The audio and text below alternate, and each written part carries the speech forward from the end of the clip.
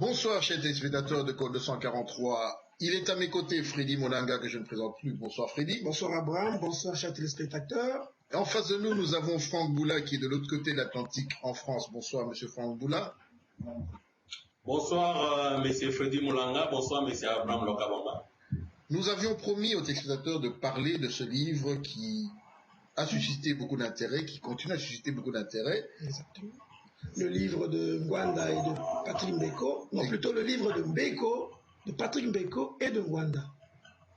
Dont le titre, je crois, est Stratégie du chaos et du mensonge, poker menteur dans la région des Grands Lacs. Voilà, poker menteur dans la région des Grands Lacs. Je me tourne vers vous, monsieur Franck Boula. En 2 minutes, qui êtes-vous pour ceux qui ne vous connaissent pas encore? Bon, brièvement, je dirais que je suis analyste politique indépendant. Je suis spécialiste en résolution des conflits. Je suis aussi un ancien diplomate. Donc, je suis diplômé. J'ai une licence en relations internationales obtenue à l'université de Lubumbashi. J'ai un diplôme en résolution des conflits obtenu à l'université de Uppsala en Suède. Et je pense que je peux me limiter là, puisque j'ai aussi d'autres spécialisations que j'ai passées à côté, toujours en rapport avec les relations internationales, la stratégie, la géopolitique et les désarmements. Et actuellement, donc, je suis un militant congolais, donc je milite pour l'avènement d'un état de droit et démocratique dans mon pays, la République démocratique du Congo. Donc, je ne fais partie d'aucun parti politique. Je suis un simple citoyen, donc je suis ce que les British appellent opinion leader. Donc, j'ai mes convictions, j'ai mes idées, j'ai ma vision sur mon pays et que j'essaie de partager et surtout de défendre avec mes compatriotes. Oui, il vous l'a dit, monsieur Franck Boula, nous le recevons pour faire la critique de ce livre. De Gaulle, est-ce que vous pouvez expliquer aux téléspectateurs, parce que beaucoup ne comprennent pas, je crois que Freddy, tu l'as vu, il y en a qui croient que nous sommes là pour casser du sucre sur la tête des auteurs, ou faire des critiques négatives, je ne sais pas sur ce que toi tu as lu sur le net ou autre concernant, depuis que nous avons parlé de ce livre. Et d'ailleurs, je voulais dire, monsieur Franck Boula n'est pas vraiment à présenter parce qu'il a créé le buzz de son article, il a critiqué le livre et dans les réseaux sociaux, ça a explosé. Et donc, je ne crois plus que vous êtes à présenter. Mais bon, on a quand même bien fait de vous présenter pour que les Congolais et les Congolaises puissent mettre un visage disons, associer un visage à ce nom. À ce nom-là. Mais dites-nous, monsieur Franck, une démarche critique littéraire, est-ce que vous pouvez l'expliquer en quelques mots pour ceux qui nous suivent, pour qu'il n'y ait pas d'amalgame, qu'il n'y ait pas d'incompréhension? Oui, vous avez tout à fait raison, monsieur Lokabanga, puisque il y a eu dernièrement une polémique stérile sur la critique justement que j'ai mise sur ces livres, alors que mon intention était tout simplement honnête et objectif. Mon intention était désintéressée. Je voulais blesser ni attaquer personne. Donc, une critique littéraire ou, disons, faire les comptes rendus critiques d'un livre, c'est le fait d'en exposer l'essentiel et en faire l'analyse critique à partir des critères explicites. Ce n'est donc pas une présentation ni une explication du livre qui sont de l'apanage de l'auteur ou des auteurs pour les cas qui nous concernent à ce moment. Il n'existe donc pas une façon unique de faire la critique d'une œuvre. Il appartient normalement à chacun de juger ce qui mérite qu'on s'y arrête en fonction des critères que l'on s'est imposés. La critique doit en faire ressortir les points forts et les points faibles. Dans ces contextes, notamment dans le cadre du livre qui nous intéresse aujourd'hui, la stratégie du chaos et du mensonge, poker menteur dans la région des Grands Lacs, coécrit par M. Patrick Mbeko et M. Honoré Ngwanda. Mon évaluation portera donc autant sur le fond que la forme de l'œuvre. Mais M. Mboula, faut-il être écrivain pour critiquer un livre? Non, pour critiquer un livre, M. Fridi, il n'y a pas besoin d'être écrivain. Donc, je pense que la plupart des critiques littéraires n'ont pas écrit des livres. Moi-même, je l'ai dit récemment que je suis en train de lire un livre qui a été écrit par un ex-enfant soldat qui n'a pas dépassé le cap de 6e primaire. Donc, un livre, n'importe qui peut l'écrire. Et c'est plutôt pour les critiquer qu'il faut se conformer à certains critères, à une certaine logique pour pouvoir critiquer un livre. Mais pour écrire, pour être écrivain, tout le monde peut écrire. Et surtout nous qui sommes ici en Occident, nous savons comment ça se passe pour écrire un livre. Vous savez comment ça se passe? De Gaulle, dites-moi, vous l'avez lu près de 600 pages. Qu'est-ce que vous avez retenu? Bon. D'abord, moi, je vais plutôt me poser une question. Donc, je vais dire pourquoi je me suis intéressé à lire ces livres. Oui, puisqu'il y a tout un tas de livres qui sont sortis en même temps, mais je me suis focalisé sur celui-là. Pourquoi? Si je me suis intéressé à lire ces livres, c'est d'abord parce que le titre « Stratégie du chaos et du mensonge, poker menteur dans la région de Grand Lac » est apparu tellement mirobolant qu'il m'a fait aussitôt penser à des révélations fracassantes et à des découvertes inédites. Ensuite, connaissant déjà les précédentes publications et les discours des deux auteurs sur la question de la région des Grands Lacs africains, je m'attendais à voir notamment une suite dans les idées par rapport à ce qui nous a déjà été présenté sur le sujet depuis une dizaine d'années. Autrement dit, face à un drame de cette ampleur, la priorité pour toute personne sensée et avisée qui suit le développement de la situation de cette région serait logiquement de s'attendre à ce qu'on présente cette fois-ci à l'opinion tant congolaise qu'internationale des propositions alternatives ou au moins des pistes de sortie. Mais M. Franck Mboula, est-ce que M. Mbeko Ngwanda avait annoncé un livre à solution au problème congolais? Et aussi, est-ce que c'était ce livre-là, est-ce qu'il était adressé c'est un livre qui s'adresse seulement aux Congolais ou qui s'adresse à tout le monde? Parce que bon, le problème congolais, c'est vrai que les Congolais le connaissent mieux que quiconque, mais un citoyen indonésien, un citoyen thaïlandais, connaît-il le problème congolais ou bien doit-il comment dirais-je, être informé dès le début? Et surtout, vous attendez, comme vous avez dit, vous attendez à des propositions. Mais est-ce que c'est un livre à proposition? Est-ce qu'ils ont annoncé un livre à proposition? Je ne sais pas si ils ont annoncé un livre à proposition ou pas, puisqu'il y a plusieurs questions dans votre question. Oui. Déjà, vous demandez si c'est un livre à grand public. Oui, c'est un livre à grand public. Mais M. Nganda et M. Patrick Mbeko, dans leur présentation, ils ont dit que ces livres étaient destinés d'abord particulièrement à informer les Congolais. Puisque l'objet de ces livres, selon eux, c'était de doter les gants et de briser les masques des véritables auteurs du malheur du Congo. Car, selon les auteurs, si on voit les Rwandais et l'Ouganda, ces deux pays ne sont en réalité que les bâtons visibles qui frappent le Congo. Mais les mains qui tiennent ces bâtons sont gantées et les personnes qui frappent sont cagoulées et masquées. Raison pour laquelle ils ont tenu dans ces livres à citer nommément ces mains et ces personnes qui sont désignés par les auteurs comme étant les pays occidentaux, en tête des listes les États-Unis d'Amérique, la Grande-Bretagne, la France, la Belgique et le Canada, ainsi que leurs médias que les auteurs qualifient des médias de mensonges et de la manipulation.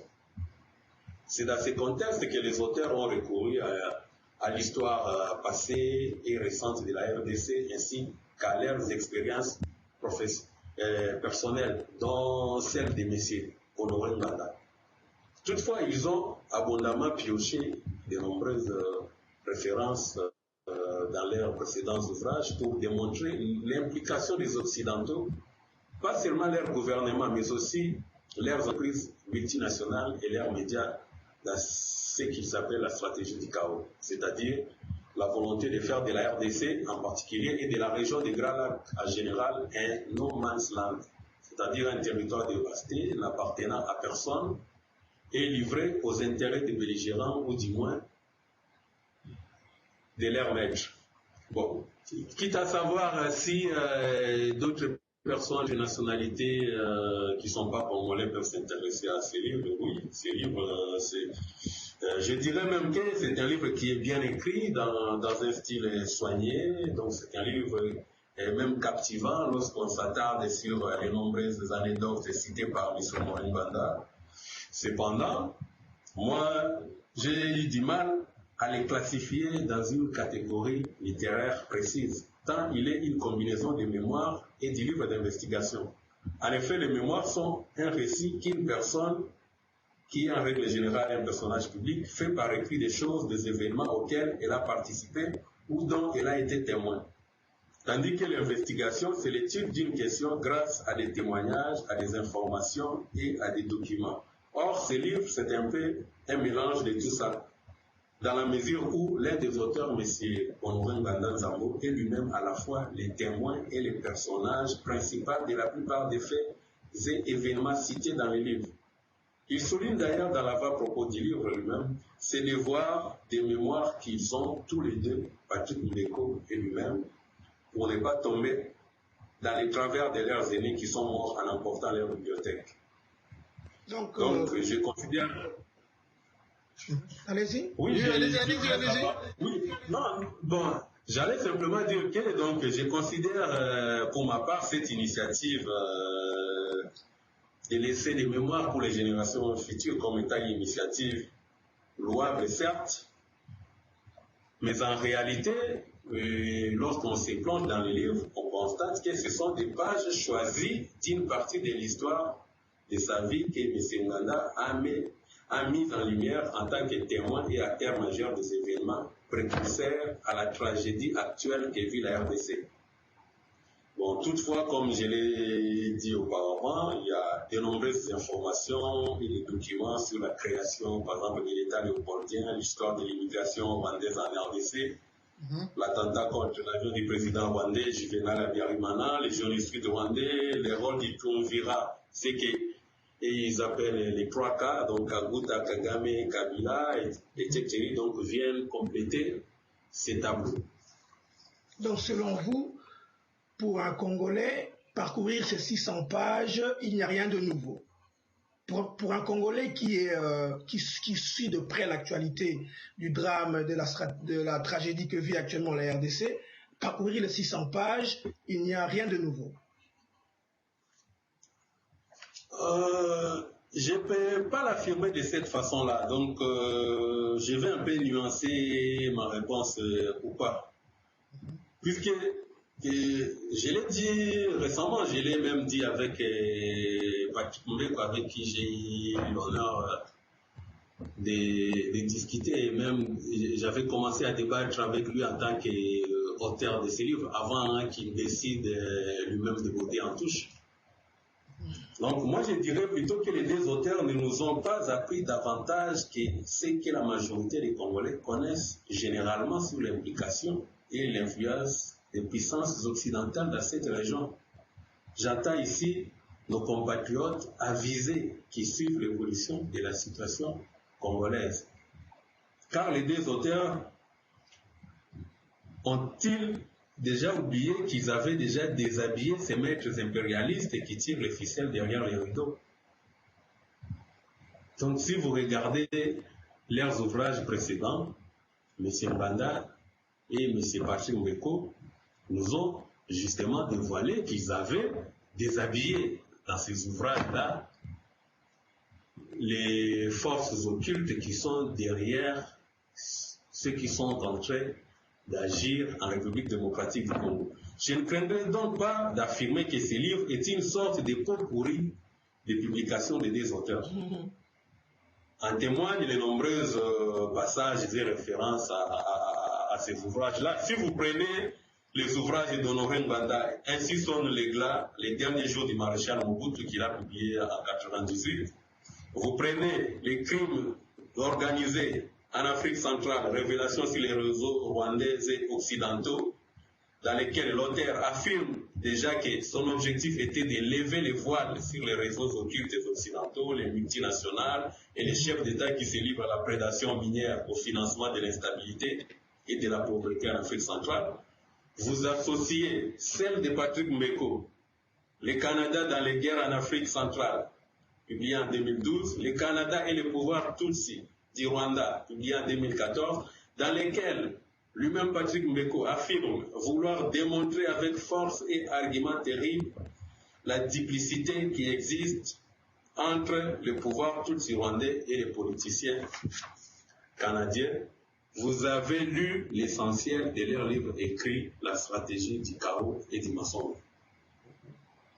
Mais si vous ne connaissez pas les nombreuses déclarations vidéo de M. Nganda, si vous n'avez jamais lu les ouvrages des deux auteurs, ainsi que ceux de Charles Onana, qui a écrit notamment sur ces tueurs Tutsi, voilà. Oui. Et donc je disais, si vous n'avez jamais lu les ouvrages des deux auteurs, ainsi que ceux de Charles Onana, et bien d'autres auteurs, tant congolais qu'étrangers, qui ont écrit sur le sujet, si vous ne suivez pas, voilà, par exemple, si vous ne suivez pas l'actualité internationale, si vous en ignoriez jusqu'à la publication de ces livres, que les Occidentaux ont toujours été présents dans la politique de la RDC avant et après son indépendance. Si vous êtes friand des anecdotes de M. Honoré Nganda, eh bien, je vous conseille de lire ces livres qui pourraient éventuellement vous apporter des informations intéressantes. Vous y allez, c'est vrai, vous nous renvoyez en arrière avec les précédentes publications d'Honoré Nganda. Vous nous suggérez ici un compatriote africain que je salue au passage, Charles Onana, tout en passant par Pierre Péan, et même ici aux États-Unis, on a eu d'autres écrivains tels que Yalengi, Georges Alula, qui ont fait référence, et bien d'autres peut-être que nous ne connaissons pas. Mais du point de vue, disséquons un peu, lorsque M. Honoré Nganda déclare dans le livre, disons dans son allocution dans la vidéo, c'est leur livre commun, on ne sait pas qui a écrit quel passage, mais lorsqu'il parle de la création d'un État congolais, un non-État où tout le monde viendrait aisément puiser les ressources. Est-ce que vous pouvez nous en dire un peu plus? Parce qu'on a tout comme l'impression que ici, on veut justifier la mégestion qu'il y a de notre pays depuis que nous sommes devenus indépendants par le fait que le Congo, la République démocratique du Congo, devenue République du Zaïre, redevenue République démocratique du Congo aujourd'hui, ne parvient pas à être dirigée par les ressortissants, tout simplement parce que, à la base, ce serait un non-État. Est-ce que vous pouvez nous éclairer un peu là-dessus?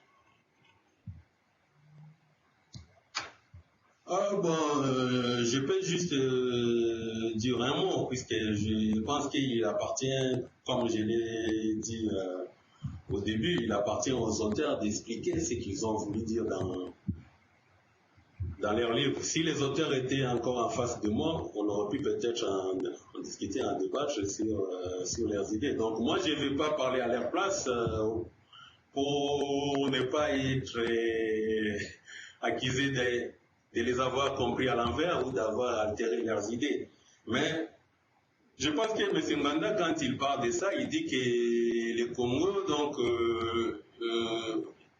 il a remonté jusqu'à l'origine de l'État indépendant du Congo pour dire que voilà, ce système qui a été instauré à la conférence de Berlin de 1885. Voilà, oui, il a cité les puissances qui avaient pris part à cette conférence-là et ce qu'ils avaient décidé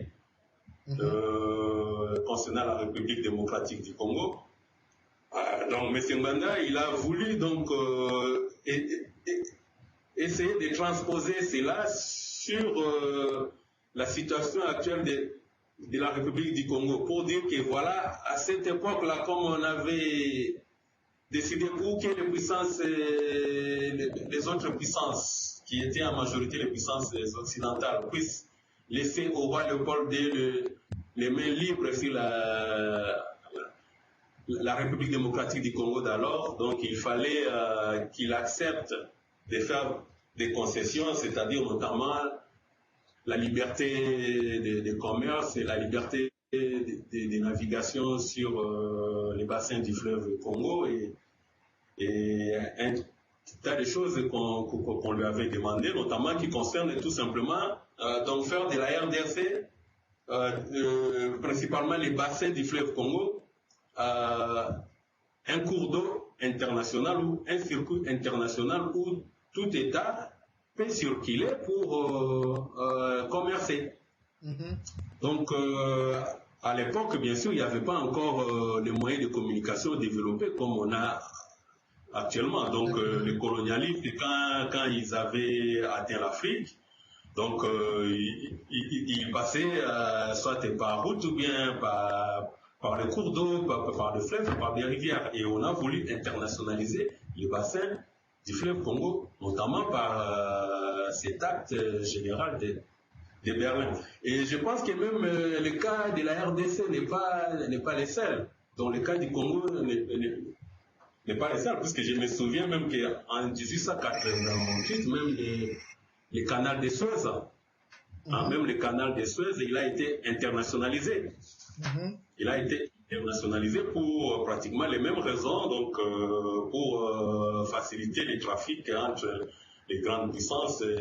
Et même pour le cas du canal de Suez, jusqu'aujourd'hui, ce canal-là a toujours un statut international, alors qu'il traverse le territoire égyptien. Ce qui n'est pas le cas de la République du Congo, puisque M. Nganda veut dire que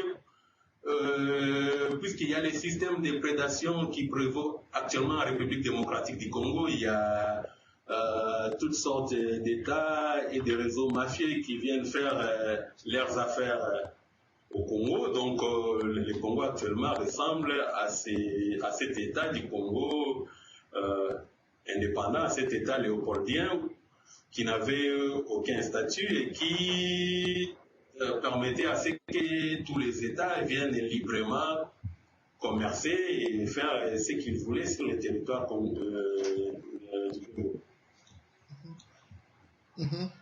Oui, pendant que Freddy va nous rejoindre, à ce sujet, plusieurs autres livres ont remis en fait sur pied ce problème de récurrent en Afrique centrale, notamment dans les Grands Lacs. Avez-vous eu l'impression cette fois-ci que dans ce livre, il y a un peu plus d'informations, parce que le titre d'ailleurs est clair, Stratégie du chaos. Avez-vous l'impression que il y a d'autres révélations qui expliquent d'une manière un peu plus précise ou qui complètent les livres que nous avons déjà lus, notamment ceux de crimes organisés en Afrique centrale de Honoré Nganda, ou encore son premier livre qui ainsi sonna le glas. Est-ce que vous sentez qu'il y a un peu plus d'informations précises sur les stratégies qui sont utilisées par certaines nations dans les Grands Lacs, notamment ceux qui nous agressent, Rwanda, Burundi, pour ne parler que Rwanda, Ouganda, Burundi? Non, moi je vous dirais sincèrement qu'il n'y a pas plus d'informations, sauf pour ceux qui n'ont pas d'informations sur cette situation-là. Pour eux, ils vont sûrement trouver des informations intéressantes. Mais pour ceux qui ont déjà des informations ou ceux qui les ont déjà lues ou qui ont eu à avoir des informations par d'autres canaux sur la situation dans la région des Grands Lacs, je pense qu'ils n'apprendront pas plus d'avantages sur les stratégies que les grandes puissances sont en train de mettre en place dans cette région-là. Donc, comme je vous l'ai dit, M. Ngwanda, peut-être ils apprendront peut-être dans des anecdotes que M. Ngwanda essaye de donner dans les livres, puisqu'il y a de nombreuses anecdotes où lui-même il est acteur, où il se met en scène. Donc, où il y a quand même beaucoup de choses qu'il n'avait pas, par exemple, développées dans ses précédents livres, mais qu'il a tenu cette fois-ci à préciser certains éléments, comme par exemple son rôle dans l'appui que la République démocratique, disons, dans l'appui que le maréchal Mobutu avait apporté à Museveni pour qu'il puisse prendre le contrôle de l'Ouganda. Donc moi, je pense que c'est aussi un autre fait. Moi, parmi les quelques éléments nouveaux que j'ai trouvés, il y a par exemple celui-là, puisque bien que M. Ngwanda en avait parlé déjà dans son livre, ainsi son légat, il y est revenu cette fois-ci avec force de détail, en précisant que ce sont les services britanniques qui avaient donné la consigne à Museveni de contacter les responsables des renseignements zaïrois, voilà, pour qu'ils puissent les mettre en contact avec le maréchal Mobutu. Et pourquoi est-ce qu'ils ont demandé de voir le maréchal Mobutu? Puisque les services britanniques lui ont dit que cette région-là était sous contrôle du maréchal Mobutu et que rien ne pouvait se faire sans l'aval, sans l'accord du maréchal Mobutu. Donc il fallait d'abord convaincre le maréchal Mobutu. Ce qui signifie que si Mobutu avait dit non, donc Museveni, probablement, il ne serait peut-être pas arrivé au terme de son aventure. Mais qu'est-ce qui s'est passé dans l'entretemps? C'est pourquoi moi je me suis posé cette question-là. Qu'est-ce qui s'est passé dans l'entretemps pour que M. Ngwanda puisse aller convaincre le maréchal Mobutu d'accepter d'aider Museveni? Alors que M. Ngwanda, qui explique lui-même dans les livres, vous pouvez voir pour ceux qui vont acheter les livres ou qui l'ont, ils peuvent voir de la page 46 à la page 48. M. Ngwanda est explicite sur ces faits-là. Il explique lui-même que dans ses rencontres dans les maquis ougandais, quand lui-même et ses services allaient dans ces maquis-là, ils ont trouvé que M. Museveni était entouré ou appuyé par des Tutsis rwandais. Et c'était ces Tutsis rwandais-là qui constituaient l'essentiel de sa force. Et M. Ngwanda était même émerveillé que ces Tutsis rwandais soient au courant de tout ce qui s'est passé à Kampala, par les canaux de leurs frères qui étaient basés dans la capitale, mais qui avaient pu infiltrer toutes les institutions ougandaises. Et M. Ngwanda même de préciser que c'est la même technique que ces Rwandais ont utilisée en République démocratique du Congo pour infiltrer les institutions congolaises. Mais là où je me suis encore posé la question, c'est celle de savoir pourquoi M. Ngwanda, qui connaissait que M. Mobutu était un allié inconditionnel et même un ami de M. Habyarimana, Juvenal Habyarimana, qui était le président du Rwanda à l'époque, alors que les Tutsis rwandais, dont M. Paul Kagame et Fred Rugema, puisque c'est M. Ngwanda lui-même qui les cite, qu'il les avait vus dans les maquis, que c'est Paul Kagame qui s'occupait des renseignements. Alors que M. Ngwanda savait parfaitement bien que ces gens-là étaient opposés au régime de Juvenal Habyarimana et qu'ils voulaient même les renverser. Comment se fait-il que M. Honoré Ngwanda a pu accepter de convaincre le maréchal Mobutu, puisque ce n'est pas le maréchal Mobutu qui est allé là-bas, ce n'est pas le maréchal Mobutu qui est allé vers Museveni, c'est M. Ngwanda qui a amené Museveni. Alors, moi, je vais bien savoir qu'est-ce qui s'est passé, quel argument M. Ngwanda a utilisé pour convaincre le maréchal Mobutu d'aider Museveni, tout en sachant qu'il a, dans son sein, il est appuyé par des éléments tous ces Rwandais qui sont hostiles au régime de son ami Habyarimana. Comme nous le savons tous, dans les relations entre les États, en politique internationale, il n'y a rien pour rien. Il n'y a que des intérêts. Donc nous tous, nous avons vu quand les Paul Kagame, les Tutsis rwandais ont aidé Museveni à prendre le pouvoir à Kampala. Museveni aussi les a aidés à prendre le pouvoir à Kigali. Donc, pareil aussi, quand les Tutsis rwandais ont aidé Laurent Désiré Kabila, ils l'ont amené jusqu'à Kinshasa, ils ont demandé aussi des contreparties. D'ailleurs, M. Nganda ne cesse de nous parler des accords de l'Emera. Donc, je pense que lui-même. Donc, c'est qu'il y a toujours un accord, il y a toujours un marché, il y a toujours une contrepartie. Alors, moi, je voulais savoir quel est le marché que M. Nganda a passé avec Museveni. Donc, Monsieur Quelle Boula. a été la contrepartie? Et voilà. Monsieur Boula, donc, en parcourant les 600 pages de stratégie du chaos et du mensonge, poker menteur dans la région des Grands Lacs,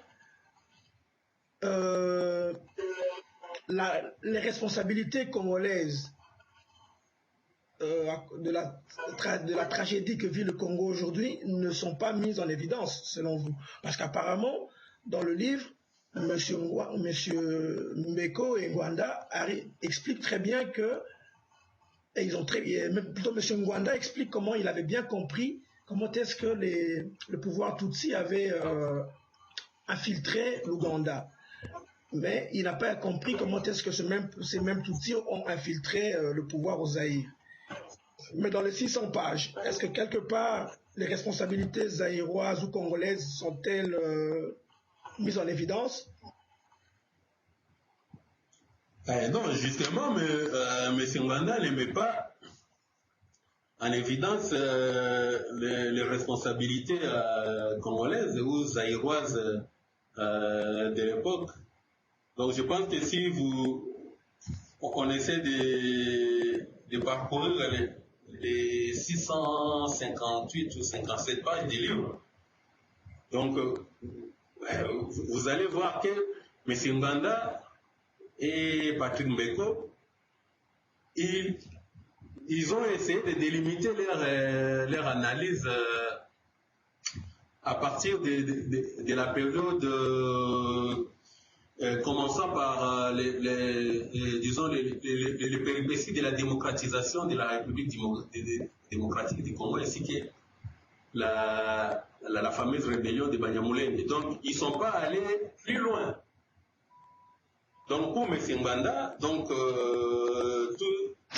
tout a commencé durant les 20 dernières années. Donc, leurs analyses commencent durant les 20 dernières années. Et même les partis, donc, concernant l'implication du maréchal Mobutu dans le pourrissement de la situation de la République démocratique du Congo, qui a justement affaibli l'État congolais et l'a rendu vulnérable face à toutes sortes d'infiltrations, d'agressions et d'occupations. Mais Ngwanda ne fait que les survoler. Il fait que les survoler. Il n'entre pas en profondeur. Il démontre pas, par exemple, leurs failles dans leurs analyses de renseignements ou leurs responsabilités dans la gestion justement de cette question-là pour qu'on puisse en arriver à la situation que nous déplorons aujourd'hui. Y a-t-il un passage qui reprend d'une manière succincte l'entrée ou le transfert de pouvoir entre le maréchal Mobutu et Laurent Désiré Kabila? Oui, dans ces livres, comme je l'ai dit, les auteurs, ils se réfèrent abondamment sur les précédents ouvrages. Vous vous en souvenez, mais Ngwanda en avait déjà parlé dans Insistons d'éclat. Donc, tout naturellement, il en parle dans son livre, puisqu'il parle justement encore de cet épisode-là de l'AFDL, comment est-ce que ça avait commencé jusqu'à ce qu'il soit arrivé jusqu'à Kinshasa, il en parle. Mais y a-t-il quelque part, excuse-moi, y a-t-il quelque part une référence, parce que vous le dites si bien, reprenant l'auteur, le co-auteur, M. Ngwanda dit qu'il a même été en brousse rencontrer les rebelles, notamment Museveni avec ses amis rwandais qui l'ont aidé à prendre le pouvoir. A-t-il reconnu quelque part, au travers lui qui était en poste, certains visages ou certaines personnes qu'il avait eu à rencontrer dans le maquis ougandais. Le dit-il, en fait référence? Si, il en fait référence, il les cite, il a cité deux noms qu'il a pu reconnaître. Il y a Fred Rwigema, qui était à l'époque le leader du Front patriotique rwandais, ainsi que Paul Kagame, l'actuel président rwandais, qui était à cette époque-là le responsable des renseignements. Tu voulais dire? Et je voulais, excusez-moi, je voulais justement revenir sur la question que Freddy Moulanga m'a posée tout à l'heure là, concernant la responsabilité zaïroise. Donc je pense que j'ai essayé de le dire. Donc je voulais juste vous apporter quelques précisions, puisque dans cet exercice-là, ce que j'ai pu remarquer, c'est que les auteurs ont volontairement fait le choix d'insister uniquement sur la période concernant les 20 dernières années. Et comme on peut le constater, tel que je l'ai dit, donc cette période annonce uniquement les péripéties des aspirations démocratiques en RDC, puis l'éclatement de ce qu'on a appelé la rébellion de Banyamulenge, qui est devenue la guerre des coalitions AFDL contre le régime de Maréchal Mobutu. Et c'est un choix qui, bon, moi je trouve que politiquement c'est un choix légitime, mais intellectuellement, c'est une démarche que j'ai dit critiquable, puisque complètement exposée à la subjectivité et à la manipulation. En effet, pour étudier une question aussi importante que ce que les auteurs ont abordé dans leur ouvrage concernant les enjeux qui menacent la vie de la nation congolaise et même l'existence de la RDC en tant qu'État, il ne serait pas honnête de faire table rase ni de survoler l'époque du régime dictatorial du maréchal Mobutu. Car, comme nous le savons tous, cette personnalité, le maréchal Mobutu, a été au centre des décisions marquant l'avenir politique, économique, social et même militaire de la RDC durant 37 ans. C'est-à-dire depuis l'indépendance de ces pays en 1960. Je vois que tout le monde sait que déjà en 1960, Mobutu avait déjà fait son premier coup d'État en installant les collèges des commissaires généraux. Donc quand il avait neutralisé Patrice Lumumba, dont le premier ministre Patrice Lumumba et le président Joseph Kasavubu. Donc Mobutu, alors, donc disais-je, Mobutu qui a été non seulement le gendarme des intérêts occidentaux dans cette région, a considérablement contribué, et c'est pour des intérêts égoïstes, au pourrissement de la situation en RDC, au point de rendre ces pays, comme je l'ai dit tout à l'heure, au point de rendre vulnérables sur tous les plans. Donc c'est pourquoi j'ai dit, au lieu d'examiner toutes les causes et toutes les responsabilités de toutes les époques, puisque si vous voyez bien, les auteurs, ils se sont bornés qu'à examiner les causes et les responsabilités des époques d'après cette situation que je viens de vous dire, c'est d'après Mobutu. Donc moi je dis qu'au lieu d'examiner toutes les causes et toutes les responsabilités de toutes les époques avec la même rigueur, les auteurs ont cédé à la tentation de ce que moi j'appelle une autocensure. Non pas pour éviter d'énoncer une vérité qui ne peut être entendue par les autres, mais plutôt pour éviter de dévoiler une vérité qui peut ébranler toute leur architecture, puisque leur architecture, leur stratégie du mensonge, ils l'ont basée volontairement sur une certaine période. Et s'ils essayaient d'inclure la période concernant les régimes auxquels l'un des auteurs a activement appartenu, ça risquerait d'ébranler toute l'architecture de la thèse qui développe dans cette stratégie de chaos.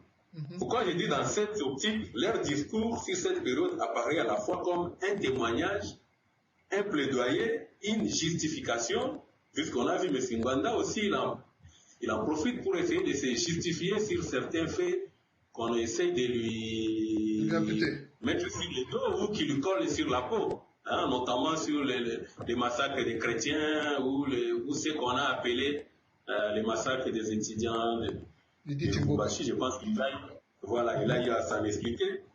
Donc j'ai dit, mais c'est dans cette optique, leur discours sur cette période apparaît à la fois comme un témoignage, un plaidoyer, une justification et même un réquisitoire autour du mémorialiste Honoré Nganda. Donc, si on se base sur le titre du livre, Stratégie du chaos et du mensonge, donc une stratégie, c'est quelque chose qui se prépare, qui s'élabore et qui est mise en action, et pendant que et à chaque étape, il y a un contrôle. Et donc, apparemment, selon les auteurs, ce que vit la RDC provient d'une stratégie. Et ils parlent du poker menteur. Le poker, c'est un jeu de cartes. Exact. Alors, qui joue au poker? Qui joue au poker et un poker menteur dont ils sont en train de tricher? Selon vous, en ayant parcouru ce livre, la stratégie en question, elle aurait débuté quand, selon les auteurs, et qui sont les joueurs de poker?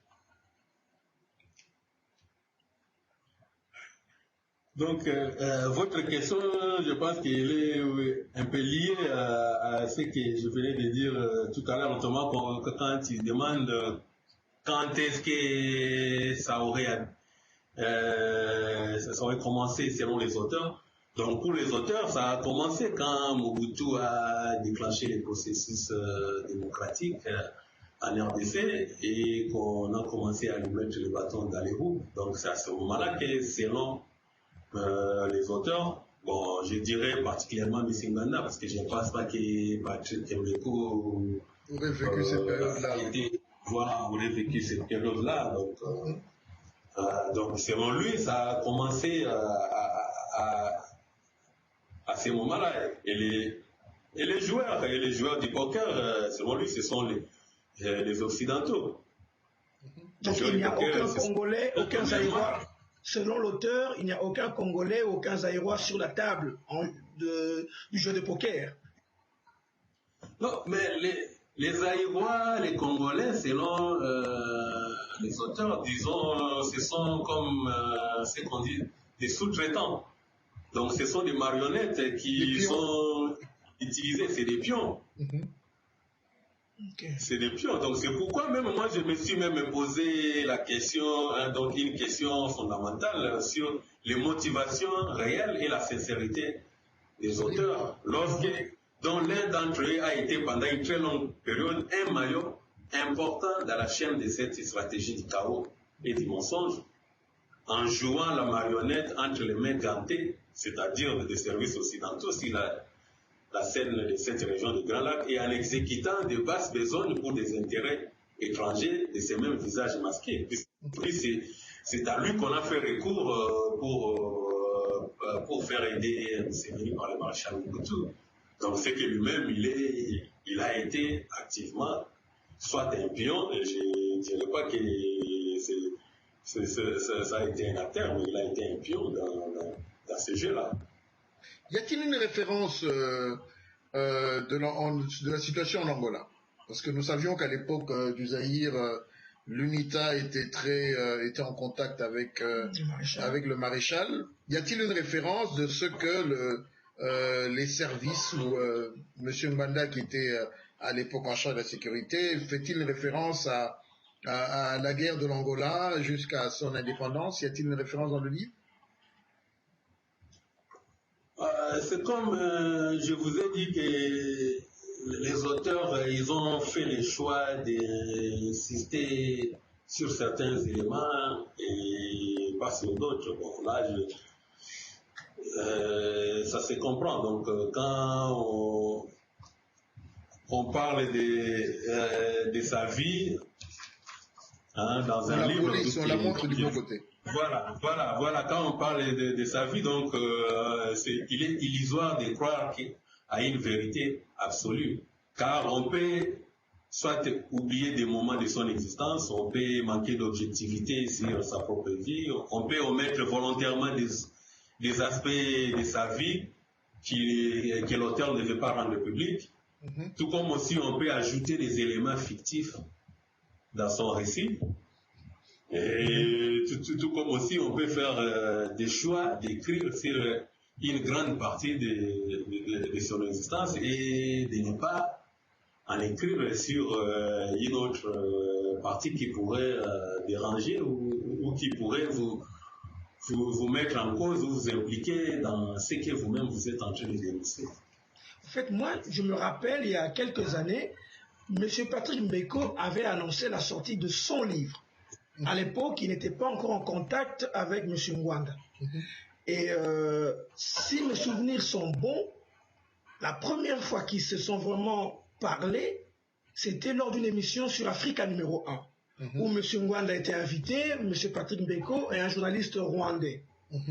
Et durant l'émission, M. Ngwanda faisait chaque fois les éloges de mon jeune frère Mbeko, mon jeune frère Mbeko. Mais avant cette émission, Patrick Mbeko avait déjà annoncé la sortie de son livre. Et puis, quelques temps après, nous apprenons qu'il sort le livre avec M. Ngwanda. Bon, vous avez été diplomate, vous avez dit, M. Franck Boula, vous avez lu ce livre. À votre avis, ce livre, est-ce que vous pensez que, là je vous demande peut-être d'extrapoler, ne pensez-vous pas que un livre dans le livre, M. Ngwanda aurait utilisé M. Patrick Mbeko pour se blanchir et que peut-être que M. Mbeko avait déjà écrit le livre et que des parties auraient été censurées? Bon, moi, selon mon analyse, selon ce que j'ai vu dans les livres, j'ai tablerai plutôt sur l'approche contraire. Donc, je dirais que c'est M. Ngwanda qui a plutôt intéressé Patrick Mbeko à s'associer à lui pour faire sortir un livre. Donc, puisque je ne vois pas, puisque Patrick Mbeko venait de publier un livre dont je vous ai cité sur le Canada, oui. Tout à l'heure, là, sur le Canada, il a publié au mois de mars ici. Donc, le Canada et les pouvoirs Tutsi du Rwanda. Donc, je ne pense pas comme lui-même, d'ailleurs, il s'est exprimé. On lui a demandé combien de temps ça lui a pris pour écrire ce bouquin. Il a dit que dans environ une année, bon, je ne sais pas, mais dans l'entretemps, il avait son autre livre qu'il était en train d'écrire. Moi, je pense plutôt que, comme vous dites là, donc il y a M. Ngwanda qui a peut-être intentionnellement voulu surfer sur la vague Patrick Mbeko, que j'apprécie bien. Moi, je peux que dire du bien de Patrick Mbeko, parce que sur ces deux bouquins qu'il a écrits dernièrement, ils sont de qualité exceptionnelle. Mais par contre, là, il s'est associé à une entreprise où tout se présente comme si on avait juste besoin de son nom pour porter caution à une aventure personnelle de M. Ngwanda. Et moi, je pense que même le moment choisi pour la sortie de ces livres n'est pas forcément dû au hasard, étant donné que la RDC est en pleine effervescence politique à l'approche de la fin du dernier mandat constitutionnel du président Joseph Kabila, et que la majorité des acteurs politiques de tous bords sont en train d'aiguiser leurs armes respectives dans cette guerre de positionnement. En fait, vous venez de dire quelque chose de brillant, et merci Freddy d'avoir apporté ça à la lumière. Ce que je comprends ici, c'est que vous avez en fait deux co-auteurs, dont l'un a vécu toute une série d'événements en tant qu'acteur, participant, alors que de l'autre côté, nous avons un jeune qui lui fait de la recherche et se base sur ce qui a été écrit, ce qui est existentiel, et va peut-être poser des questions à gauche, à droite pour essayer de faire vérifier en fait sa thèse.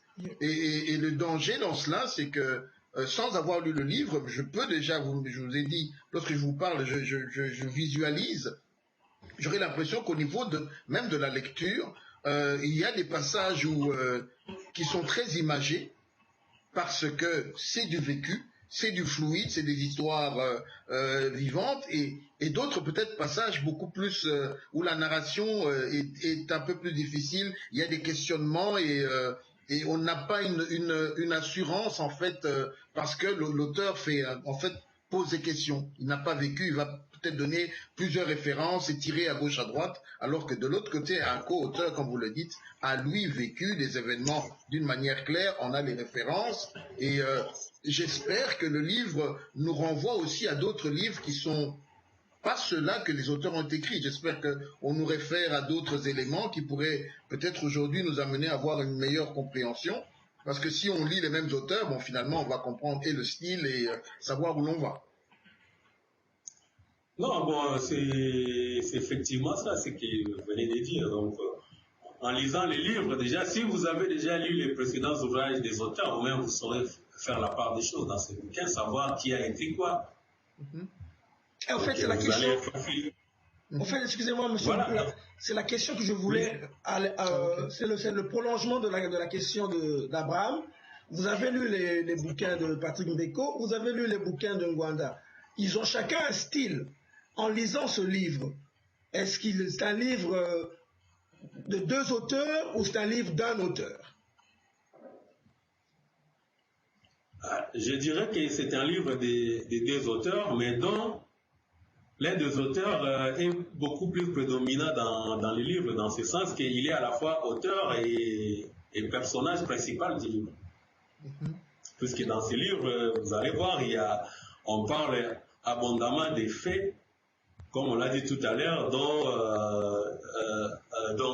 qui ne pourraient aucunement concerner Patrick Mbeko, puisqu'il ne les aurait jamais vécu, ces faits-là.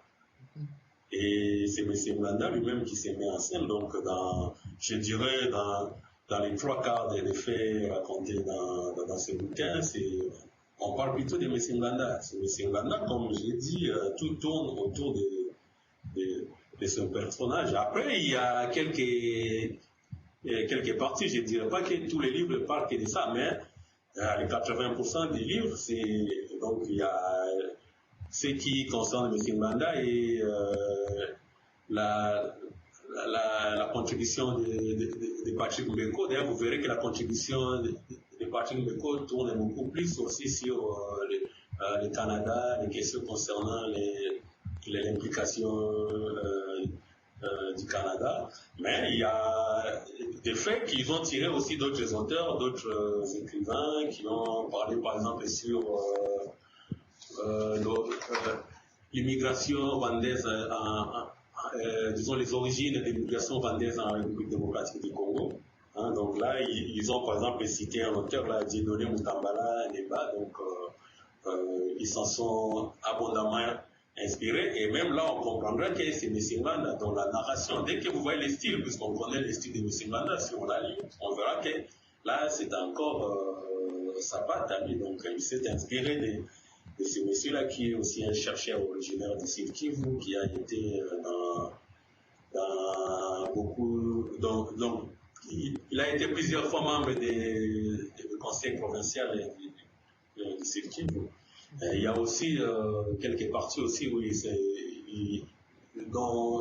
parle par exemple de l'État indépendant du Congo. Donc, ce sont des documents indépendants, des documents qui ne sont pas produits par M. Ngwanda ni Patrick Mbeko. Là, c'est juste des recherches, des lectures qu'ils ont fait et qu'ils ont essayé de reproduire. Tout comme aussi, il y a des passages aussi où ils citent aussi Charles Onana qui vient par exemple confirmer certaines analyses ou certains faits qu'ils ont dit.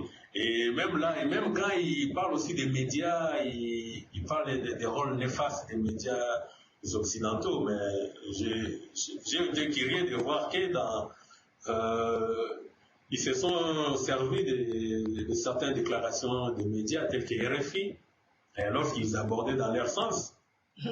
Donc, voilà, donc on va pas parler, donc on va pas citer ces médias-là que quand ils abordent dans votre sens, donc là ils sont plus complices de la stratégie du chaos, mais quand ils donnent un autre son de cloche, donc bon, je n'irai pas jusqu'à affirmer que ces médias-là ils donnent réellement la situation telle que nous souhaitons qu'elle soit donnée.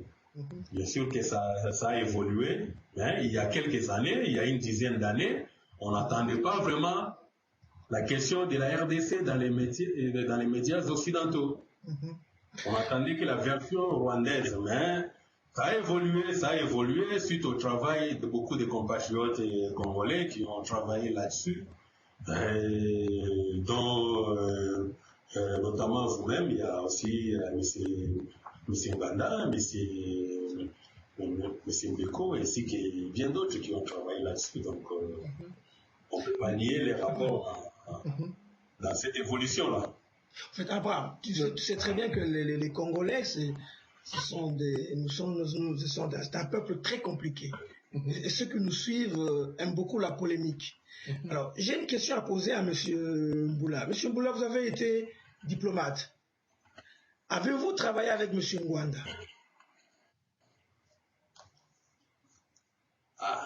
Bon, là, c'est une question un peu... je ne voudrais pas, disons, surfer là-dessus. Je n'ai pas travaillé directement comme ça avec M. Ngwanda, mais j'ai appartenu à un certain moment à un service qui avait la double tutelle à la fois de la présidence de la République et du ministère des Affaires étrangères. Et dans le cadre de mes activités professionnelles, j'ai eu à entrer en contact avec M. Ngwanda, mais je ne pense pas qu'il pourrait s'en souvenir, puisque c'était des contacts purement professionnels. Et voilà, donc, et je considérais bien, c'était à l'époque du président Mobutu. Parce que je vous ai posé la question, parce que comme vous connaissez les Congolais, on peut avoir un débat comme nous avons eu, nous pouvons échanger avec des arguments, mais dès qu'ils vont apprendre que vous avez travaillé avec eux, ils vont se dire voilà, ils ont travaillé ensemble, ils se sont peut-être disputés, M. Mboula est jaloux de M. Ngwanda, il voulait avoir sa place. Je pense que je vous ferai même une confidence. Bien sûr que si vous demandez à M. Ngwanda, il vous répondra qu'il ne me connaît pas, c'est tout à fait normal. C'était quand même une très haute personnalité et je ne travaillais pas dans ce service. J'ai dit que j'étais dans un service annexe qui dépendait à la fois de la présidence de la République et du ministère des Affaires étrangères. Mais dans le cadre de mon service, j'ai eu à les côtoyer. Et même, je pense que ceux qui me connaissent, mon entourage, ils savent que j'ai toujours eu... même à l'époque, disons, une appréciation positive de M. Mbanda. J'ai toujours donné des anecdotes que moi-même j'ai vécues de M. Mbanda. Donc je vous surprenais même comme je disais tout à l'heure que moi, qui vous parle, j'ai prié même dans l'église de M. Mbanda à Kinshasa, sur l'avenue des Cocotiers, donc en face... de sa résidence. Donc je ne peux pas être ennemi de M. Mbanda, donc je ne peux pas avoir des problèmes avec lui. Donc je l'appelais déjà, donc j'ai appelé à l'époque Papa Berger. Et s'il pense que donc ceux qui peuvent vérifier, ils peuvent bien les vérifier. Donc l'un de ces pasteurs, donc pasteur Roger Messi, c'est un ami à moi. Il a été avec moi à l'université, donc il peut témoigner, il confirmera que c'est monsieur-là. Et j'ai fréquenté cette église-là jusqu'à la fuite de M. Ngwanda. Donc ça signifie que donc, je ne peux en tout cas avoir une animosité quelconque comme certains peuvent penser comme... Donc, voilà, donc c'est ça le mal un peu de nous Congolais. Donc comme j'ai dit, donc il y a certains d'entre nous, je le sais parfaitement bien la diffusion de cette intervention, il y aura des individus lobotomisés qui vont se mettre aussitôt en mode pilotage automatique. Oui. Non, on va vous casser le sucre, oui. Vous deviendrez c'est ça. Dès que vous citez un nom, ils se mettent aussitôt en mode pilotage automatique et là, ils ne réfléchissent plus. Donc ils n'ont plus besoin de comprendre, ni de chercher à vérifier, ni d'analyser ce que j'ai dit par rapport à ces livres. Ils vont me coller toutes les étiquettes possibles qui soient dans leur jargon, donc notamment collabo, nègre de service, voire même des Rwandais. Il y en a même qui vont me traiter des Rwandais, et ça, je le sais. Donc, moi, tout ce que je dirais, je conseille à ceux de nos compatriotes à qui il reste encore un soupçon d'intelligence et de lucidité, de ne pas se laisser avoir par cette manipulation ni par cette distraction. Donc, le peuple congolais n'attend pas un messie ni un énième libérateur pour libérer la République du Congo du chaos dans lequel nous sommes actuellement. Mais M. Mboula, vous considérez-vous comme une victime de la stratégie du chaos et du mensonge, ou bien comme un acteur dans la stratégie du chaos et du mensonge? Je voudrais rajouter acteur passif, où des fois on subit, parce qu'on se retrouve dans un système qui malheureusement échoue. Non, bon, je dirais que je vais d'abord préciser une chose. C'est pas parce que j'ai dit que j'étais diplomate. Un diplomate, c'est d'abord un fonctionnaire. Donc moi, je n'étais pas un diplomate politique, puisqu'il y a quand même une distinction. Il y a des diplomates politiques et il y a des diplomates de carrière. Moi, je suis un fonctionnaire de carrière. Donc je suis un fonctionnaire de carrière.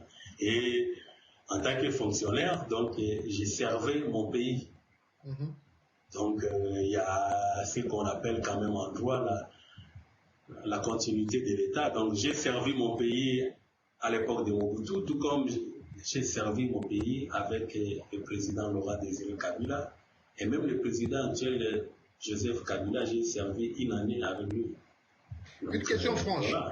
Croyez-vous que s'il n'y avait pas eu de retournement de situation en Ouganda, avec la présence, ou bien je retourne la question, est-ce que le fait d'avoir aidé Kaguta Museveni à devenir président de la République en Ouganda est l'un des éléments déclencheurs de ce chaos que nous vivons en RDC?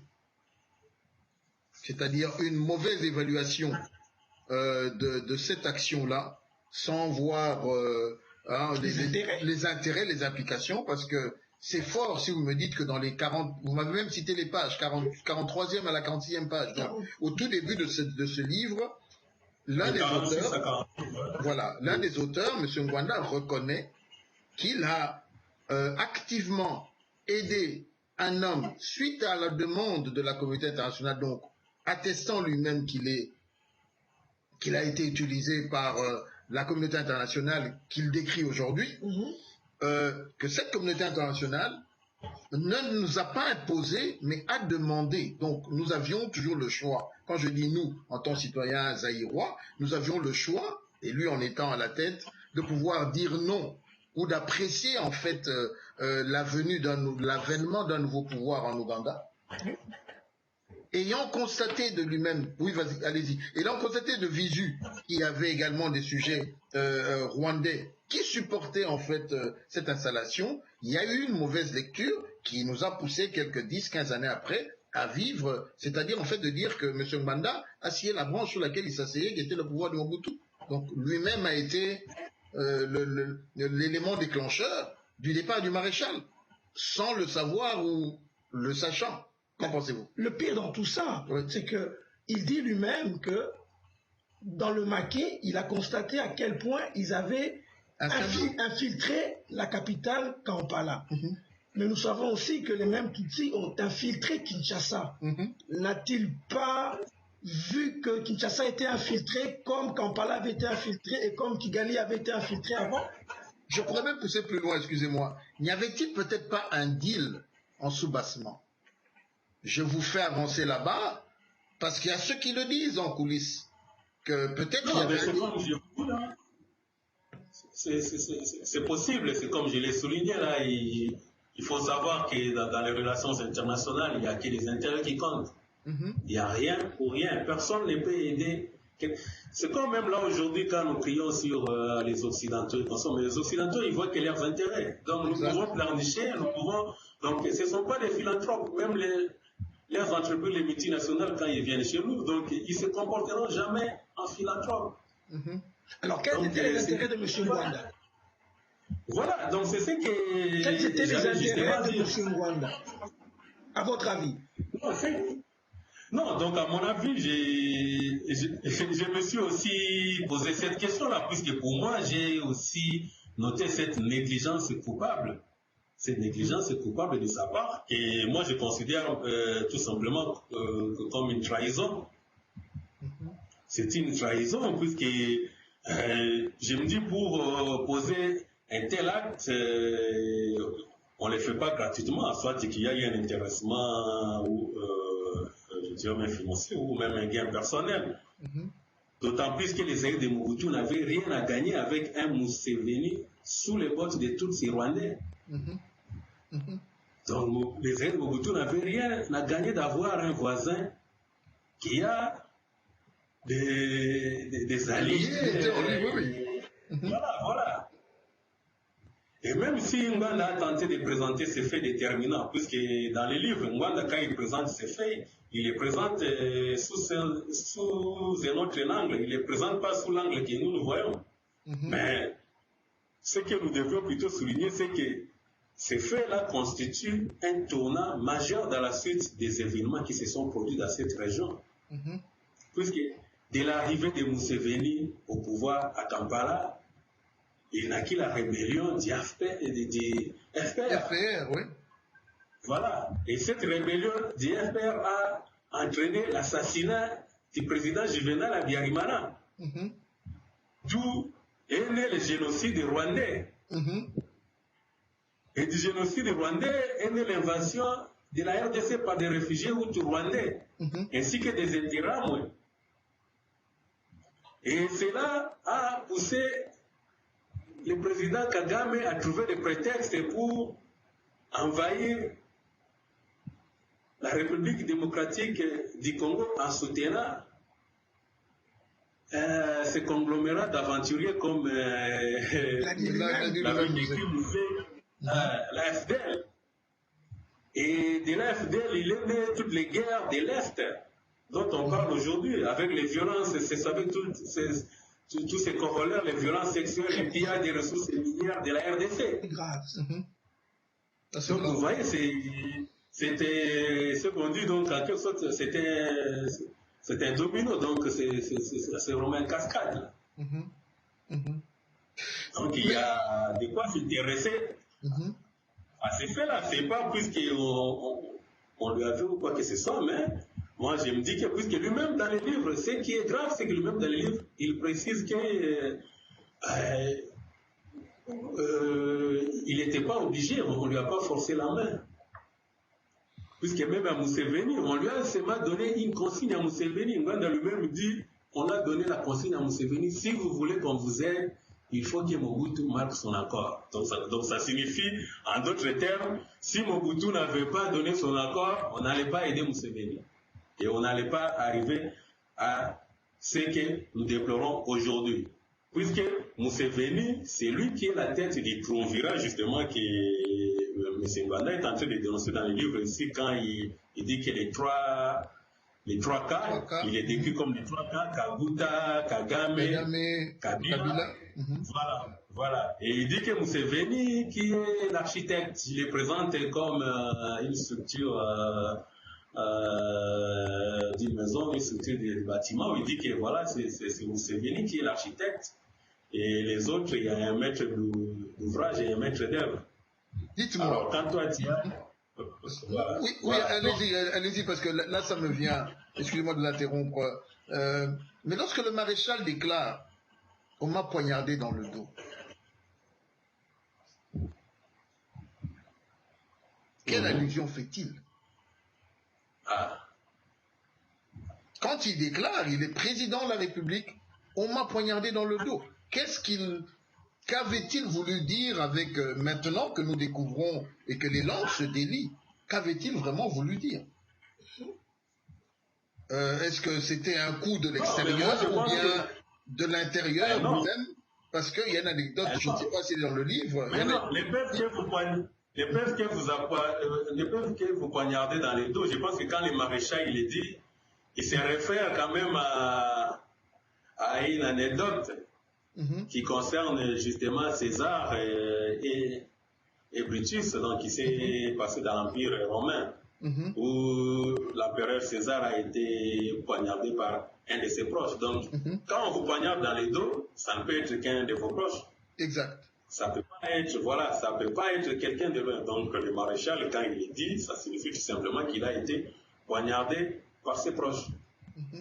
Car nous tous, nous savons les rôles que ses proches ont joués durant les derniers jours du maréchal Mobutu, qui était malade, comme nous le savons. Donc, il dirigeait presque rien. Donc, c'était ses proches qui avaient le contrôle du pays. Et ils en ont fait ce qu'ils en ont voulu. Et si le maréchal, peut-être, il a voulu faire allusion à des faits qui seraient passés avant cela, bon, je pense que c'est lui-même. Dommage, il est parti sans laisser ses mémoires, comme M. Goring Banda les déplore aussi. Donc, il nous a cité aussi plein de gens qui sont partis. Donc, des anecdotes et plein de gens qui sont partis sans laisser des mémoires. Donc, Thomas Kanza, il y a même Papa Nindaka, donc avec qui il a eu des entretiens, mais qui ne sont plus là pour les confirmer. Peut-être qu'un jour, Maman Bobila Dawa Poussé pourra écrire ces dernières heures qu'elle a vécues. Je crois qu'elle est un témoin vivant de tout ce qui s'est passé, et elle pourra peut-être donner un aperçu. Vraiment, battons-nous pour avoir cette interview-là. Durant l'enterrement du maréchal Mobutu, qui était à l'enterrement? En dehors de ses enfants et de ses épouses? Je crois que oui, effectivement. Qui était là? Très peu. Je crois qu'il y a des personnes qui ont même acquis, même la famille avait refusé. Non, la famille, bon, évidemment, on n'en parle pas trop, mais je sais qu'il y a des personnes qui étaient non grata à l'enterrement. Et la famille, elle sait pourquoi elle ne voulait pas que ces personnes ne viennent. Il y a eu beaucoup d'anecdotes, tu sais, au départ, je ne sais pas si c'est dans le livre aussi, lorsque l'on parle de la fuite de Mobutu à Gbadolité, il y a eu beaucoup d'éléments. Hein, ce fameux avion qui devait arriver du Togo, qui a traîné et tout ça, alors que les troupes rebelles avançaient. Il y a plusieurs choses qui, je crois, j'espère que dans les années à venir ou dans les mois à venir, quelqu'un va pouvoir nous donner ces compléments d'information, que l'on sache ce qu'il y a réellement eu. Quand le maréchal Mobutu, paix à son âme, déclare « on m'a poignardé dans le dos », quelles sont les personnes qui étaient dans le circuit, quel était le coup qui était derrière. Peut-être que certaines personnes s'étaient engagées à démonter cet appareil de Mobutu, avaient été peut-être contactées par les forces extérieures, n'ont pas su faire le dernier geste. Peut-être. Monsieur Mboula, stratégie du chaos et du mensonge, poker menteur dans la région des Grands Lacs. Est-ce que c'est un livre que vous conseillerez à tout Congolais d'avoir dans sa bibliothèque? Si déjà dans sa bibliothèque, si déjà dans sa bibliothèque, ce Congolais possède déjà les anciens ouvrages de Ngwanda et de Mbeko, ça vaut la peine d'acheter ce livre? Oui, je pense que c'est ce que j'avais déjà dit. Moi, j'inciterai mes compatriotes à l'acheter, ne fût-ce que par curiosité, pour essayer de découvrir ce qui est écrit à l'intérieur, et comme ça ils pourraient même se faire une idée sur la pensée des auteurs, puisque vous ne pouvez pas critiquer les auteurs, vous ne pouvez pas essayer de mettre un jugement sur voilà, de mettre un jugement si déjà vous ne les avez pas lus. Et moi, donc, comme je vous ai dit tout à l'heure, sincèrement, si il y a des gens qui connaissent les nombreuses déclarations vidéo de M. Banda, s'il y a des gens qui ont lu Charles Onana, qui ont lu Patrick Beko, qui ont lu les précédents ouvrages de M. Banda, si vous suivez quand même les informations, puisque nous savons que les combles de nos compatriotes, des Congolais, c'est que les gens, ils veulent suivre les futilités. Nous le voyons même sur Internet. Les gens, des fois, ils sont sur des trucs bidons, des trucs qui ne sont pas instructifs, des trucs qui les rapportent rien, alors que nous sommes dans une période où les pays traversent une situation tragique. Nous devons quand même nous intéresser sur ce qui se passe dans notre pays. Il y a même des documents qu'on passe sur des chaînes occidentales aujourd'hui qui ne sont pas forcément des mensonges. Moi, j'ai récemment suivi un document sur les docteurs Mukwege. Donc voilà. Or, dans les temps, ça ne se passait pas. Dans les temps, il n'y en avait pas. Donc moi, je pense que si au moins vous avez ces informations-là, et si vous suivez l'actualité internationale, et si vous n'ignoriez pas jusqu'au moment de l'apparition de ces livres que les Occidentaux sont impliqués dans la situation, dans la politique de la RDC, avant et après notre indépendance. Et si vous n'êtes pas friand des anecdotes de M. Mbanda, donc moi je pense que vous pouvez vous en dispenser. Donc vous pouvez, puisque moi ce livre déjà je vous dirais, c'est pas mon livre de chevet, je n'en fais pas mon livre de chevet. Comme je peux vous dire que je ne l'ai pas jeté non plus, mais je l'ai prêté. Donc je l'ai prêté à un ami à qui j'ai encouragé aussi à lire. Donc c'est en quelque sorte aussi, j'ai fait aussi la publicité des auteurs et même ce qu'on avait créé déjà avec la discussion que j'ai eue avec Facebook, ça a contribué à vendre leurs livres. Mais nous ne voulons pas que cela soit uniquement une opération marketing. Je ne sais pas si les auteurs l'ont fait dans ce sens-là, ou si les auteurs ou l'un des auteurs les ont fait dans ce sens-là, dans un contexte typiquement marketing, là, ça doit être condamnable. Je pense que ça doit plutôt être plus instructif, ça doit plutôt commercial. Nous pousser à nous interroger sur les voies et moyens de trouver des solutions pour sortir de la situation dans laquelle nous sommes aujourd'hui. Je pense que ce qui nous solutions. Y a-t-il des solutions ou des propositions de solutions qui sont proposées dans le livre? Je dirais que dans leurs conclusions, les auteurs se sont bornés d'abord à affirmer que la RDC étant à la fois un État sous tutelle et sous occupation, les peuples congolais devaient se référer à l'exemple du peuple français, qui a mis entre parenthèses leur pays durant toutes les années d'occupation allemande lors de la Deuxième Guerre mondiale.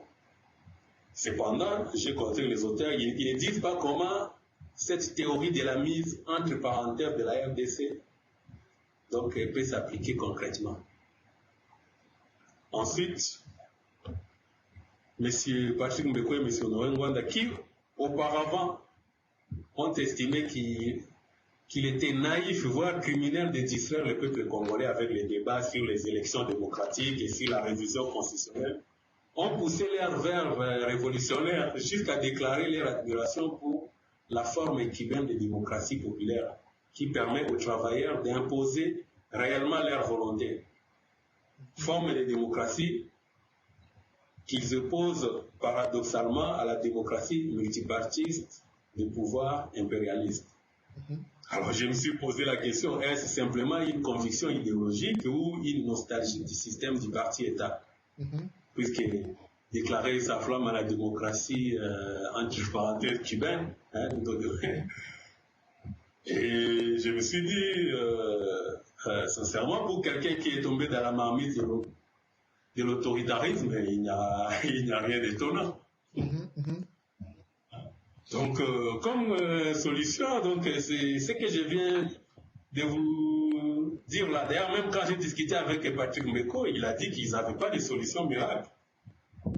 Ils n'avaient pas de solution miracle, mais nous avons quand même constaté que bien qu'ils ont dit qu'ils n'avaient pas de solution miracle, curieusement, il y a M. Mwanda qui s'est quand même illustré par une certaine condescendance outrancière à l'encontre de l'élite congolaise et de toute la classe politique et du peuple congolais dans son ensemble, qu'il a qualifié d'inconscient et d'enfant immatures dans une déclaration vidéo qu'il a faite à l'occasion de la présentation de ses livres.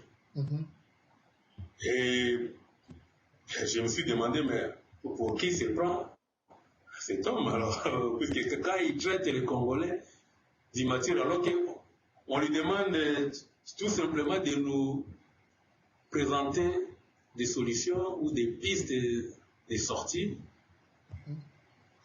pour que nous puissions sortir de cette situation, de cette tragédie, de ce chaos qu'il a décrit dans son livre. Donc, M. Ngwanda, il a tout simplement dit que voilà, donc, nous n'avons pas de solution. Il y a des gens qui sont impatients et même si nous avons dit que nous pouvons libérer ces pays par les armes, mais nous n'allons pas libérer ces pays pour les donner aux enfants. Il dit, est-ce que vous avez déjà vu un parent donner? Je ne sais pas, cette déclaration est là. Je ne sais pas si vous voulez que je vous la lise, puisque je l'ai même noté. Hein? Peut-être que le parent veut lui-même garder après libération. Je ne sais pas. Donc, voilà ce que... Non, mais voilà concrètement. Donc, voilà donc, textuellement, ce que M. Ngwanda, il a dit. Il dit, beaucoup de Congolais témoignent d'impatience et beaucoup de Congolais trépignent d'impatience et ils veulent qu'on s'attelle vite au combat du terrain pour chasser vite les Rwandais plutôt que d'écrire encore des livres. Et M. Ngwanda dit, j'estime que c'est un signe d'ignorance des réalités sociopolitiques de la RDC aujourd'hui. Il dit, libérer aujourd'hui la RDC et les remettre entre les mains d'une élite, d'une classe politique et d'un peuple qui est inconscient et qui ne mesure pas la vraie valeur de ces pays par-dessus le marché, qui ignore la responsabilité qu'ils portent pour protéger ces pays. Remettre ces pays entre les mains de ces peuples-là équivaut, et là il donne un style imagé, équivaut donc à demander à un père, hein, donc comment est-ce qu'il dit, équivaut à demander à un père qui, après avoir arraché entre les mains des voleurs un trésor qui a été volé, il les remet entre les mains de son bébé ou de son enfant de 4 ans pour les protéger. Mais le trésor a été volé à qui? Au bébé ou bien aux parents? Non, les trésors, non, mais c'est ça, on ne sait pas. Lui dit que, c'est ça. Lui dit que quand les parents ils récupèrent les trésors qui a été volé, il ne peut pas les remettre au bébé, ni à son enfant de 4 ans. Donc pour lui, il dit qu'un enfant immature ne peut accéder à son propre héritage tant qu'il n'a pas atteint l'âge de majorité. Donc pour M. Ngwanda, en d'autres termes, donc M. Ngwanda, il se prend déjà pour le sauveur. Donc le peuple congolais doit attendre jusqu'à ce qu'il atteigne sa maturité pour qu'il soit digne d'être libéré. Mais d'être libéré par qui? Donc autrement dit, les Congolais doivent laisser Joseph Kabila, qu'il traite pourtant d'imposteur, continuer à présider aux destinées du pays, qu'il a par ailleurs davantage enfoncé dans la Bible. Donc on doit laisser Joseph Kabila, tant qu'Honoré Ngwanda ne viendrait pas les chasser. Mais il va les chasser par quel moyen? Donc c'est vraiment hallucinant. Au fait, M. Mboula, je crois donc, voilà la solution que M. Ngwanda nous propose. Donc c'est la solution. Pour lui, la solution, nous devons rester attentistes. Donc on ne doit rien faire. On doit continuer à laisser violer les femmes. Donc voilà, jusqu'à ce qu'on donc les femmes, on va les violer. Lui, il va continuer à écrire, à leur expliquer comment est-ce qu'ils sont violés, donc faire les descriptions de leurs viols dans les livres. Et jusqu'à ce que nous ayons atteint l'âge de la maturité pour que nous comprenions que voilà un tel sadisme. Ça, c'est des choses que nous ne pouvons pas tolérer. Et moi, je ne pense pas que ce soit un pion rejeté par les joueurs du poker menteur qui soit qualifié pour danser de la sorte les peuples congolais sur leur capacité à se prendre en charge. Je voulais dire, je crois que là, j'ai aimé votre atterrissage parce que c'est d'ailleurs la raison pour laquelle nous avons osé faire cette émission lorsque nous avons découvert et avant d'avoir lu le livre. C'est de se dire aujourd'hui, personne n'est au-dessus de la mêlée, nous devons nous asseoir nous nous prenons en charge, nous devons discuter avec amour, sans injure, essayer de dire ce qu'il y a à dire, nous corriger mutuellement, parce que ceci est un signe aussi de maturité. Je crois que ceux qui ont suivi près d'1 heure et demie que nous sommes en train de parler, nous n'avons pas dévié nos langues, nous ne faisons que dire ou interpréter ce qui a été dit. Par ailleurs, je voudrais lancer ici une invitation aux deux auteurs, que ce soit M. Honoré Mbanda ou encore plus près de nous ici, Patrick Mbeko. Et si par chance, ils estimaient que nous avons grandi assez pour pouvoir passer ce temps avec eux, l'invitation vous est lancée. Venez qu'on puisse parler. Technologie, ça peut être au téléphone, ça peut être via d'autres Internet comme nous le faisons. Et l'invitation vous sera également lancée à vous, M. Franck Boula, ainsi que ces nombreux Congolais, parce que j'ai reçu beaucoup, tu as vu ça aussi, beaucoup de courriers qui nous a été parvenu de partout. Hein, il y a eu des bonnes critiques, il y a eu des mauvaises, mais bon, on n'est pas là pour pouvoir enfoncer le clou. Nous, à Code 243, nous invitons, regardez bien, lisez mes lèvres, comme l'a dit le président, achetez le livre, s'il vous plaît. Nous ne sommes pas là pour vous dire ne l'achetez pas. Achetez-le, et par rapport à cela, vous allez comparer ce que M. Franck Boula a dit, ce que nous avons, Frédéric et moi, essayé de développer ce soir, de manière à ce que, grandissant ensemble, comme la Bible nous déclare, que le fer s'aiguise contre le fer, du choc des idées jaillissant la lumière, que nous allons finalement pouvoir récupérer ce pays. Frédéric, tu voulais dire une chose, nous allons bientôt atterrir. En fait, nous avons promis à nos téléspectateurs que nous allons faire une émission sur le livre quand nous allons le lire. Là, nous avons interviewé un Congolais, à Visé, et qui a lu le livre. Et j'aimerais dire ceci à mes compatriotes congolais et même à tous ceux qui s'intéressent à la tragédie actuelle que vit la RDC. Il faut acheter ce livre, il faut le lire. Parce qu'un livre ne se lit pas, se lit et se comprend. Alors, vous le lirez et vous le comprendrez. Parce que, en parlant avec monsieur Franck Boula, j'ai compris que dans ce livre-là, sans le savoir peut-être, les auteurs nous expliquent la genèse de ce que nous vivons aujourd'hui et comment les choses ont progressé jusqu'à la tragédie. Ils n'ont peut-être pas voulu le faire, mais en lisant entre les lignes des écrits, vous pouvez comprendre d'où vient le problème, quand est-ce que ça a commencé, exactement, et pourquoi nous en sommes là où nous sommes aujourd'hui, et même envisager les solutions. Tout est dans le livre, il suffit de le lire et de le comprendre. C'est ce que je voulais dire. Voilà, Monsieur Franck Boula, une petite minute de 30 secondes pour clôturer cette émission, la première de plusieurs, je l'espère. Nous allons habituer notre public à faire des critiques, parce que si on ne se critique pas, c'est qu'on est au-dessus de la mêlée, c'est qu'on connaît tout. Nous sommes là pour apprendre, et tous les jours, un homme qui veut apprendre s'humilie et écoute les autres. À vous. Juste une parenthèse. Je vous en prie. Critiquer, le verbe critiquer, souvent au Congo, on le traduit par songi, commérage.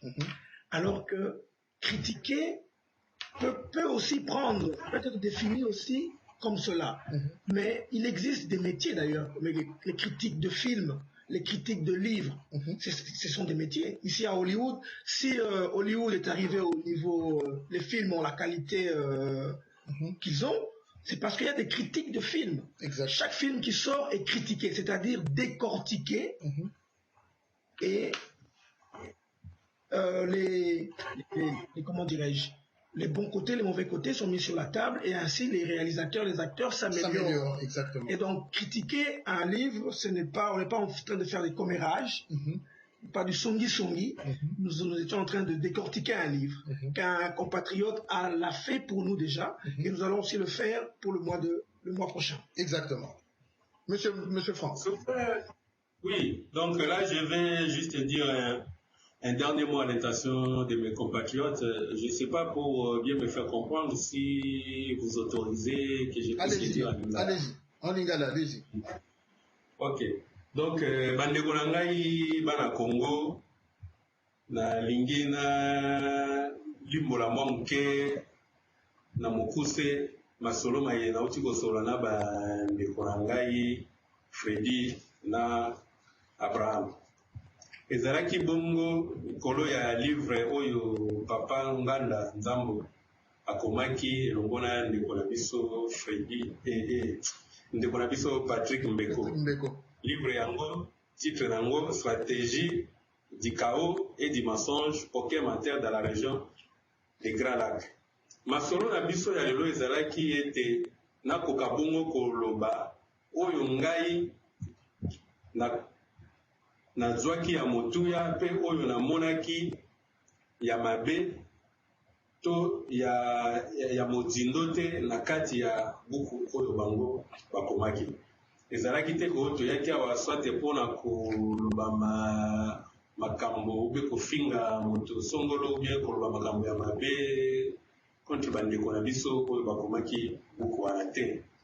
Nakanisa ete ngai moko nalobaki yango deja na ndeko Mbeko ete nazalaki pre ya kosola na ye makambo yango tomonaka yango elekaka na bamboka oyo biso bipai tovandi soki moto abimisi buku akolia nango bato bakosolola bakotuna ye bituna ye mpe akopesa bango baexplication akopesa biyano de sorte ke bato bakokoka bongo kocomprendre to kozwa ya mozindo oyo ye akomaki na kati na yango. Alors ngai na ndenge ngai natangaki buku oyo ngai nalobaki ete ngai mpo na ngai namoniki buku ekomami nango malamu bandeko na biso basali mosala moko kitoko, kasi ngai nalobaki lisusu ete ngai nazwaki mpenza eloko moko ya motuya to ya mozindo to ya sika naloba na kati na buku wana te. Soki moto otangaki deja babuku oyo bandeko na biso basala mpo bandeko na biso basi bakoma babuku ebele, soki otanga deja babuku na bango oye kotanga oyo okomona mpenza eloko ya sika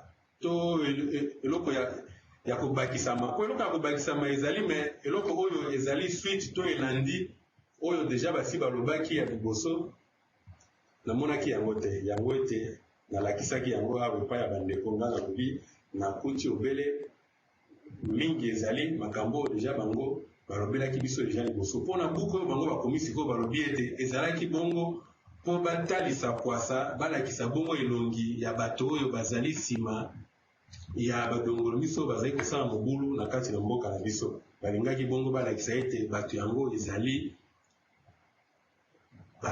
baoccidentaux to mindele oyo bazali kotinda bandeko na biso ya Rwanda na bandeko na biso ya Uganda baya kosala biso mabe kati na mboka na biso.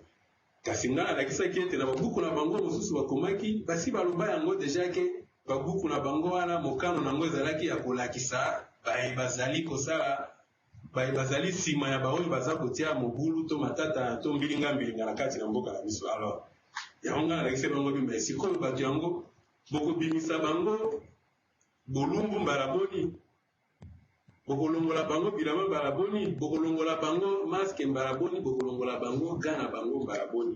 Yango nga alobaki ete sikoyo esengeli tozalaki nde kozela bapesa biso omwe basolution.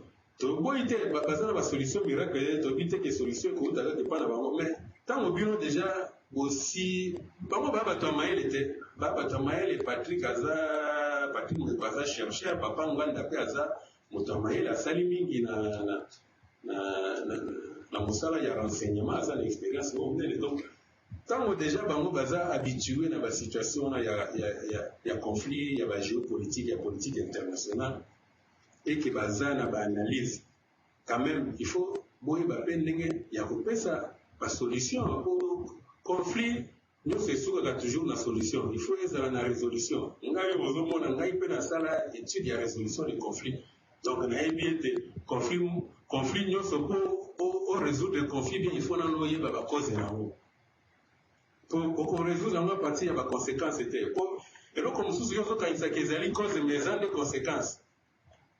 Donc il faut d'abord nano koyeba bacause po bacause mpe oki kozala multiple.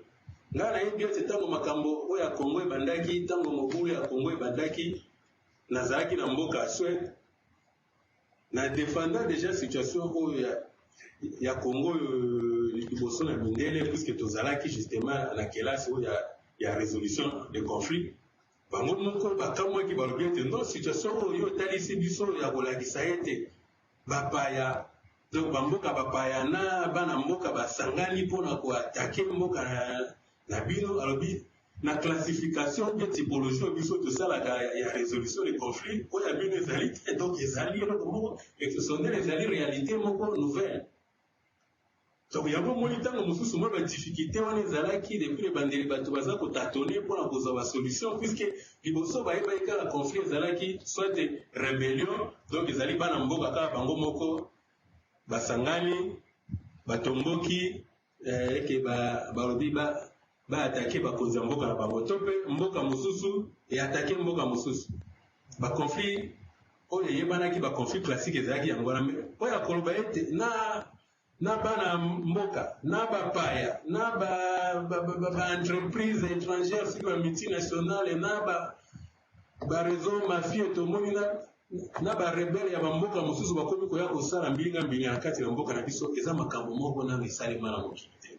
Donc yango moni ntango babandeko na biso basali stratégie nini na bango ya kaoyo tozalaki na besoin ete bapesa biso ne fiske bapiste ya solution po ete tokoka biso nyonso kocontribue na korésoudre situation na po bandeko na biso baza komona mpasi mingi mikolo nyonso bato bazali kokufa mikolo nyonso bato bazali konyokwama.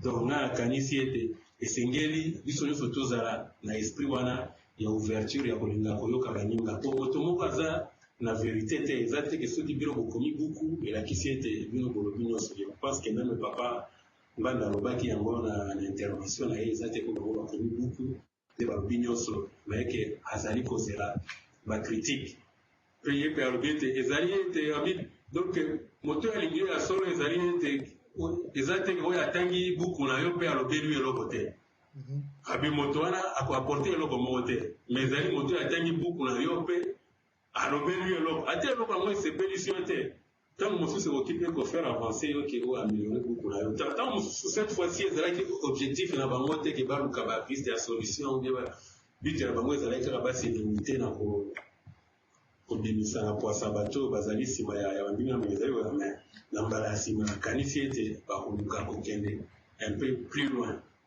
kasi eloko mpe na kolinga mpe na insiste lisusu ya kolakisa ete ndenge papa nganda na déclaration na ye oyo asalaki wana ndenge naotaki koloba awa ya koba ete abengi biso bana mike biso tozali bana mike te bapolitique congolais bapeuple congolais baélite toza bana mike te elakisi ete soki ti lelo oyo mboka ezali kopusana te solution ezali kozwama te ke voilà ete bato baza bana mike te puisque ye azali komibenga libérateur eke ye donc ndenge babengaka ye naobi teke ye aza komibenga naobi ete babengaka ye le père de la libération le père de la résistance voilà le père de la résistance congolaise mais ye bon résistance yango ye azali kosalela yango aza kosalela yango mpe kaka na bamboka bapaya kaka oyo ye azali kobenga bango ete bango moto bazali kocomplote mpona biso te po ye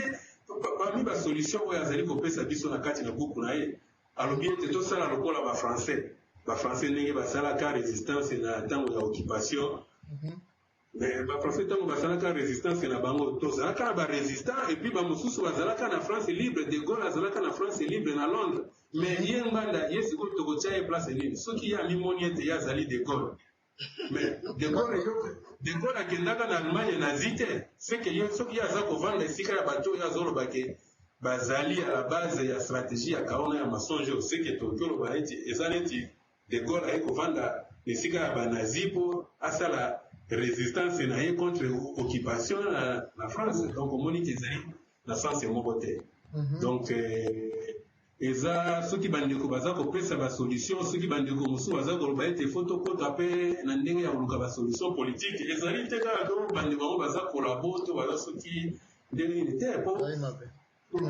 c'est ça po bavoi nyonso bakendaka nango soki boki okende na ndenge ya force ya mandoki to mpe na ndenge mpe ya masolo na ndenge mpe soit ya politique oyo ekosimba l'essentiel ezali ete tokoma na but na biso to atteindre objectif na biso oyo tozalaki nango papa Frank vraiment merci mingi mpo tomoni tolobi mwa ebele ezosenga tokutana moko mosusu mpe toyeba komanyola likambo oyo ndenge ndeko Fredi alobi ndenge kala mingi te ye pe akozwaka pepo na ntango kozonga toza na mikanda nasengi na bakomi mikanda botina biso mikanda boza na adresse na biso botina ya biso yango bodedikase tokosala pe émission mosusu so pe biso mo totangi mpo na epe topesi bino bandeko bakomi kulutu na ngai Honoré Banda naleki na nga Patrick Mbeko oyo eza ya bino numéro na nga boyebi numéro ya Fredi pe emonana bobenga biso soki bomoni ke mituna to baconclusion tolobi awa ekei na libanda